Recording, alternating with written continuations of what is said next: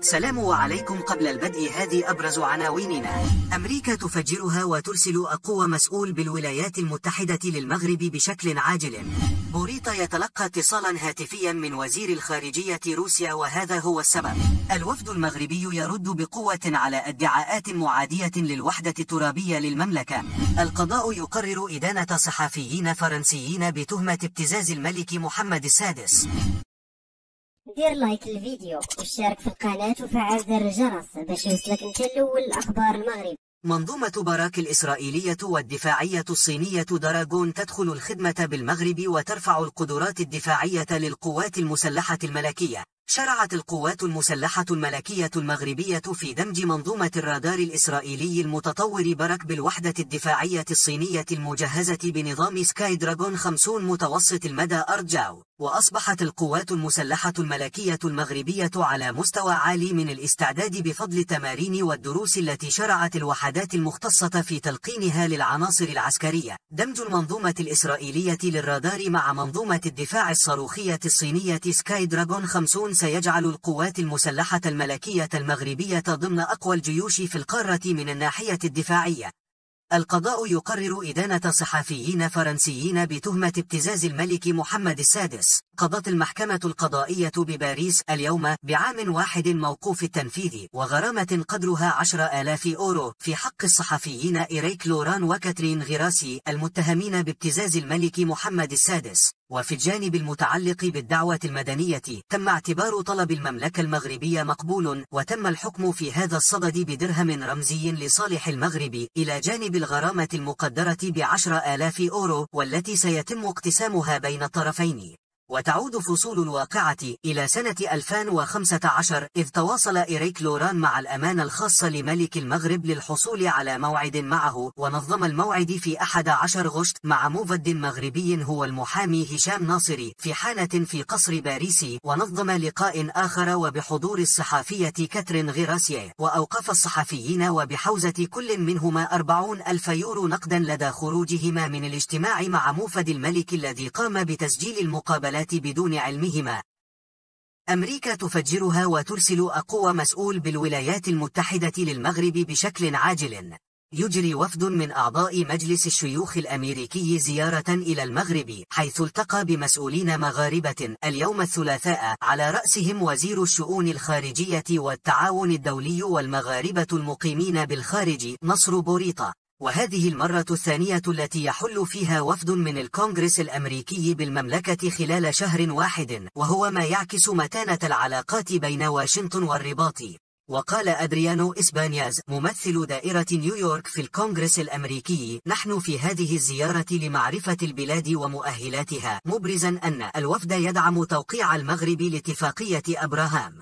وأضاف المسؤول الأمريكي في كلمة له بمقر وزارة الخارجية المغربية: نهنئ المغرب على توقيعه اتفاقية أبراهام مع إسرائيل وأمريكا من أجل نشر السلام في منطقة الشرق الأوسط. وتابع: نحن نستثمر في هذه العلاقات في الحاضر والمستقبل، كما وقفنا على مدى قوة هذه الشراكة المتينة والوطيدة، ووقفنا على حجم التطور الذي يشهده المغرب ودمج النساء في المناصب العليا، لأنه عندما نعطي أدوارا مقدمة للمرأة نساهم في تطوير المجتمع والدولة. وشدد المتحدث نفسه على أن المغرب يتطور على مستوى البنيات التحتية وإدماج الشباب. من جانبها قالت سيلفا غارسيا من تكساس في كملتها التي ألقتها في وزارة الشؤون الخارجية بالرباط: لأول مرة أزور المغرب، أنا معجبة بهذا البلد وقد فوجئت بالتطور الكبير الذي يشهده، مبرزة أنها معجبة بالثقافة المغربية وامتدادها التاريخي.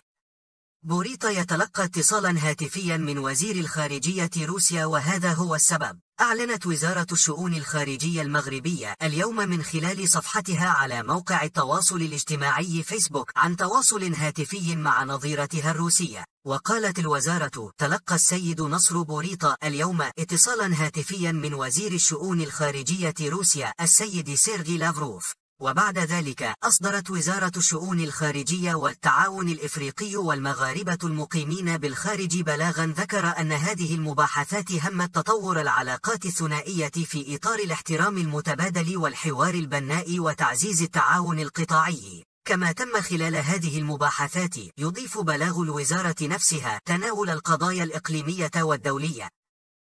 الوفد المغربي يرد بقوة على ادعاءات معادية للوحدة الترابية للمملكة. رد الوفد المغربي بقوة على ادعاءات معادية للوحدة الترابية للمملكة في المؤتمر الثاني للشبكة البرلمانية لدول حركة عدم الانحياز المنعقد يوم 13 من مارس الحالي بالمنامة عاصمة مملكة البحرين.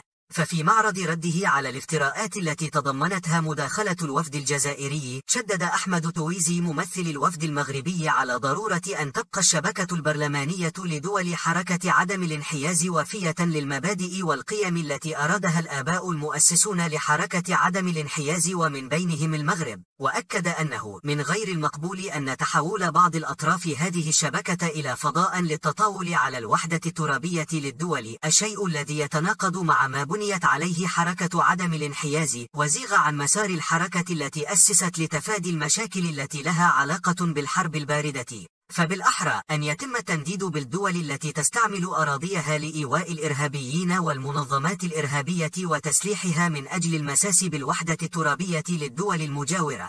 ونوه ممثل الوفد البرلماني المغربي بالدور المحوري الذي تسعى هذه المنظمة للعبه على الصعيد الدولي والمتمثل في تكريس الالتزام بمبادئ حركة عدم الانحياز وتوفير إطار للتعاون والتنسيق بين برلمانات الدول الأعضاء في الحركة والارتقاء بالدبلوماسية البرلمانية وتوسيع التنسيق البرلماني خاصة فيما يتعلق بالديمقراطية وحقوق الإنسان والسلام والأمن والتنمية المستدامة. كما أكد تويزي على أن إنجاح عمل هذه الشبكة البرلمانية رهين بالابتعاد عن الصراعات بين الدول وخصوصا القضايا المطروحة على أنظار منظمة الأمم المتحدة.